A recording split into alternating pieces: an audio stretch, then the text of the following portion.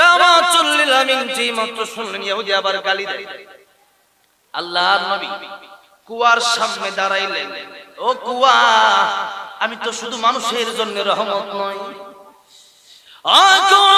আমি তো শুধু জিনের জন্য রহমত নয়, আমি তো পশু পাখির জন্য রহমত, গাছপালার জন্য রহমত, সাগরের জন্য রহমত, নদীর জন্য রহমত, তুই কুয়ার জন্য রহমত। ও কুয়ারে, তুই কি পারস না তোর পানি জোয়ার উঠায় দিতে? আল্লাহু আকবার।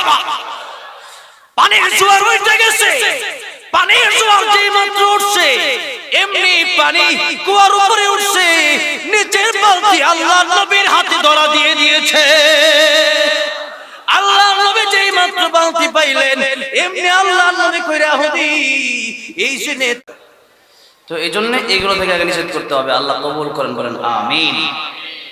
এবার আসুন, আমি বলতেছিলাম সূরাতুল আহজাবে এই আয়াতে আল্লাহ রাব্বুল আলামিন বললেন, লিমান কানা ইয়ারজুল্লাহ আই ইয়াখাফুল্লাহ, যারা আল্লাহকে ভয় করে আর যারা নাকি কিয়ামত দিবসকে যারা বিশ্বাস করে, ওয়াল ইয়াউমাল আখির, যারা কিয়ামত দিবস যে হবে, যে একদিন এই পৃথিবী থাকবে না, একদিন আমরা যারা আছি যারা কেউ থাকবো না, কবরে যাব, সেখান থেকে আবার উঠানো হবে।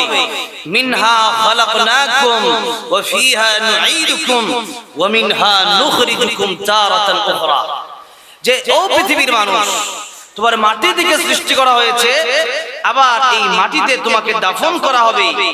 এই দাফন করার পরে আবার শেষ নয়, তারাতান উখরা, দ্বিতীয়বার কিন্তু তোমাকে আবার উঠানো হবে।